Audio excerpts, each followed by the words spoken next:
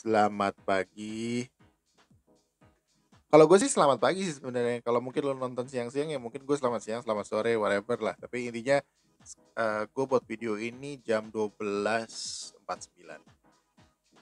Jadi gue kepingin namain uh, uh, session ini sebenarnya 12 AM Talk. Kenapa 12 AM?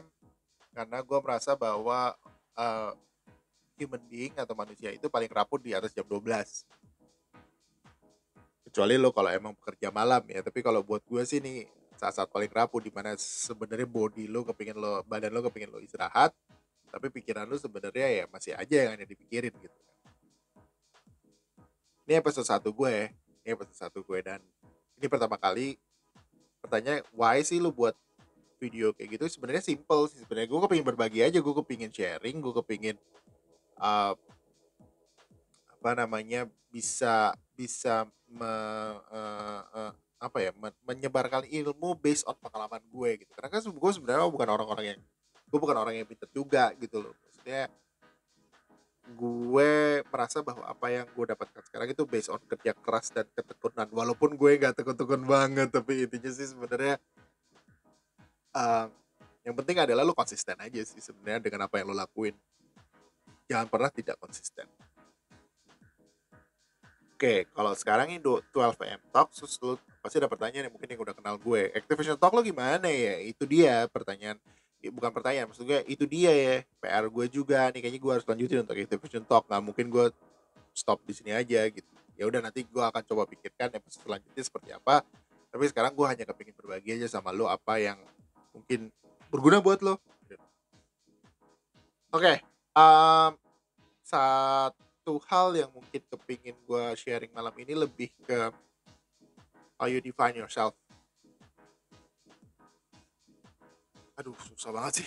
Jam 12 malam how define yourself tuh kayaknya sesuatu yang uh, harus butuh effort, tenaga dan pikiran yang luar biasa. Gak sih, simple aja sih. Gue cuman kepingin apa ya? Gue cerita aja deh. Jadi gini. Kalau lu tanya kenapa gue bisa bisa ada mungkin ada yang beberapa yang kenal gue kayak yang, lu kenapa sih lu nikah cepet banget? Di umur berapa gue nikah? Gue di umur di 28 gue udah nikah. Alhamdulillah sekarang gue udah punya 2 anak. Lucu-lucu banget, gede-gede banget. Uh, satu kelas 6 SD, yang kedua kelas 3 SD.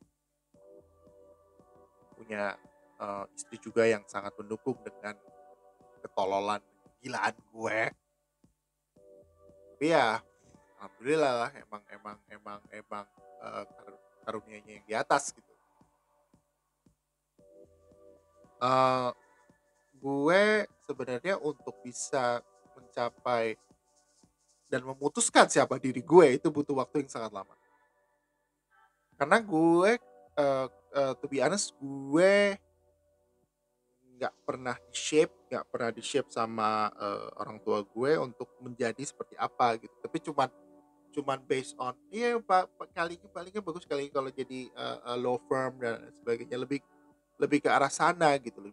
Bukan sesuatu yang memang uh, membebaskan creativity lo dalam hidup lo, terus akhirnya lo memposisikan diri lo sebagai A, B, C gitu. Enggak gitu loh. Gue lebih tipikal di mana, karena memang orang tua gue walaupun semodern apapun, mereka masih punya pemikiran bahwa orang yang sukses ini seperti ini gitu. Ya bisa dibilang sih gue beda ya. Maksud gue beda dari eh, keluarga gue gitu, karena memang gue saat gue bisa dibilang gue eh, berdua kali ya.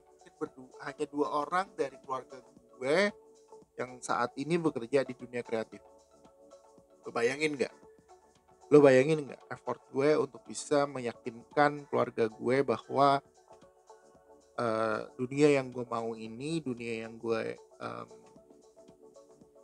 apa namanya, ya gitu deh, pokoknya dunia yang gue kepingin ini memang bisa menjadi topangan hidup gue gitu. Nah, sekarang sih gue kalau bisa dibilang, yang dibilang sukses juga enggak, ya gue ada di tengah sih sebenarnya. Tapi walaupun gue sekarang lead one business unit yang katanya one of the biggest division agency in Indonesia, tapi menurut gue masih belum ada di posisi yang gue mau. Tapi ya sudahlah, itu kerjaan lagi kan, balik lagi kerjaan karena gue sebenarnya gue gak punya hobi gitu, gue balik lagi selalu ke kerjaan gue. Udahlah gak apa-apa. Em, gue sebenarnya butuh waktu yang cukup lama seperti gue bilang tadi untuk gue define siapa diri gue. Even sampai gue menikah pun gue kayak masih harus define siapa gue sebenarnya gitu, dan gue seperti apa, dan gue bagaimana gitu. Karena eh seperti gue bilang tadi, kayak orang tua gue sang, bisa dibilang old fashion one yang nggak men-shape up anaknya, dan membebaskan dia seperti itulah. Nah, yang gue lakukan adalah sebenarnya trial and error, trial and error, which is very painful, very painful journey. Kegagalan, kegagalan, kegagalan, kegagalan, kegagalan, kegagalan, kegagalan, kegagalan, kegagalan, kegagalan, kegagalan terus. Gak ada yang mungkin yang namanya keberhasilan mungkin hanya bagian dari kegagalan gue. Tapi gue mensyukuri sih, gue mensyukuri semua perjalanan hidup gue itu membentuk siapa gue sekarang. Nah, jadi untungnya gue gak nyerah ya, karena gue dapet itu dari nyokap gue. Nyokap gue adalah tipikal yang gak mau menyerah dengan keadaan dan dengan situasi. Just gue akui, I adore her so much. Ya, dari kegagalan-kegagalan itu sebenarnya membentuk siapa gue dan tahu apa yang gue harus kerjain dan ada posisi di mana. Gue harus bersikap seperti apa, gue harus memperlakukan orang seperti apa, dan gue harus bersikap seperti apa dalam situasi tertentu. Itu yang membuat gue. Jadi gue sebenarnya gue paling sebel gitu kalau ada anak-anak muda gitu ya, anak-anak tim gue itu di kantor, kalau misalnya menemukan satu kegagalan terus kayak yang, damn, this is the end. Enggak coy, nggak pernah, nggak pernah satu kegagalan itu adalah akhir dari kehidupan lo. Nggak pernah. Karena sebenarnya buat gue kegagalan itu adalah pembelajaran.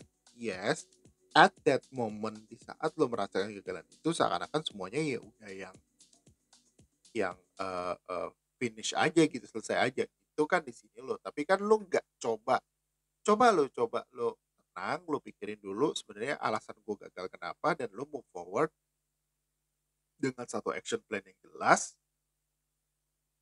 Kalau memang tidak punya action plan, ya udah hajar aja sesuai dengan insting lo aja, jalan. Ya itu sih sebenarnya. Oh sorry, ini kok gue berantakan banget. Oke, jadi ya gitu sih. Jadi poin gue tuh sebenarnya lebih ke arah situ gitu. Nah, kalau bicara mengenai uh, uh, uh, kalau gue belajar dari kegagalan, sebenarnya lo yang, kalau kalau hal kedua yang bisa lo lakuin adalah, itu kan hal pertama ya, lo belajar dari kegagalan. Hal kedua yang lo bisa mungkin lo coba adalah lo peka terhadap situasi dan intuisi lo. Jadi gini, maksud gue gini, di saat lo menghadapi situasi, pasti intuisi lo atau feeling lo mengatakan lo harus melakukan A. Coba lo pelajarin. Kalau misalnya di situ lo merasa bahwa lo punya intuisi untuk melakukan A, misalnya ini, tapi gagal, oke, itu salah. Tapi lo coba lo ulang lagi, lo ulang lagi, lo ulang lagi. Emang mungkin nggak make sense ya omongan gue, tapi at that moment buat gue mempelajari bahwa sangat penting untuk mendengarkan apa kata hati lu. Sebenarnya hati itu pikiran ya, jadi sangat penting untuk memikirkan, untuk memperhatikan apa kata pikiran lu. Karena mungkin itu bisa menjadi solusi terbaik buat lo saat itu, di situasi yang lo hadapi. Karena kan kalau misalnya situasinya jelek, lo kayak ketutup pikirannya. Kalau situasinya bahagia, tuh biasanya juga lo ketutup gitu, ketutup dengan hal-hal yang membahagiakan, very cheerful dan lain sebagainya, itu juga menutup gitu loh. Tapi akhirnya judgmental lo jadi. Tapi yang paling penting itu dijadikan momen yang lo harus ingat. Jadi kayak lo harus ingat momen tersebut, lo harus mengingat bahwa keputusan lo ini dan lain sebagainya, dan lo pisah-pisah gitu loh. Oke, ini berarti kalau situasi ini keputusan gue ini benar, berarti gue harus mikirnya itu apa, pemikiran gue yang ini. Disitulah saatnya lo mengerti bahwa hal itu bisa men-shape lo menjadi sesuatu yang lebih baik. Ya gitulah. Jadi menurut gue lo harus harus peka terhadap perasaan. Tiga, lo harus peka sama sekeliling lo. Buka pikiran lo, jangan terlalu sombong sama pemikiran lo, dengarkan apa kata orang, dan yang paling penting adalah lo harus bisa mendengarkan. Gue udah ulang gitu anjing. Gue gak boleh ngomong itu, gila nih gue bisa masuk penjara. uh, sorry intinya adalah lo harus bisa peka terhadap pikiran lo sehingga lo bisa juga peka terhadap orang lain. Karena kalau gue, formulanya simple. Lo punya pemikiran, yakinilah pemikiran lo itu tidak baik, tidak benar. Jadi lo butuh orang lain untuk memperkuat apa yang ada di dalam pikiran lo, tanpa lo harus menyampaikan pemikiran lo terlebih dahulu. Poinnya adalah lo dengerin apa kata orang. Pasti mereka juga punya pemikiran yang baik, rekomendasi yang baik. Jadikan itu juga sebagai part of your pemikiran, dan akhirnya lo buat keputusan.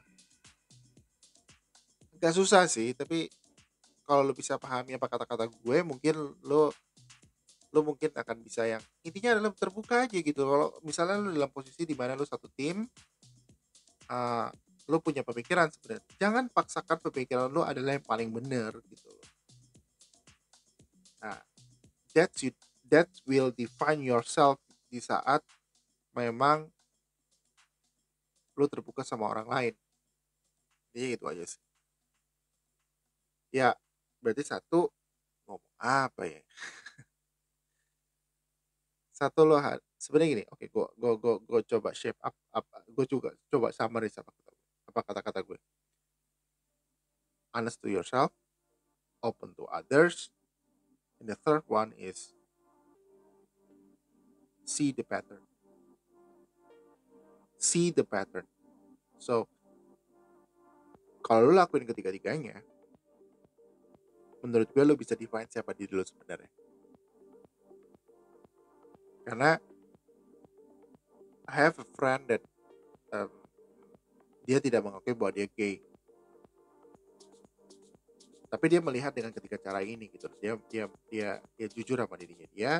Dia melihat uh, uh, uh, dia terbuka terhadap sekitarnya, dan yang ketiga, yang terakhir, yang mungkin yang paling penting adalah see the pattern. Karena tanpa lo sadari, lo kayak autopilot, man. Lo kayak autopilot, lo suka jalan melakukan sesuatu yang memang tanpa lo sadari itu terulang lagi, dan itu yang lo harus perhatiin. So ya coba aja gitu, who knows, lo bisa mungkin define who you are.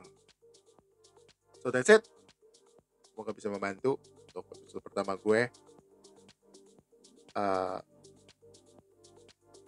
Karena ya gue hanya bicara berdasarkan pengalaman, gue hanya bicara berdasarkan apa yang pernah gue alamin.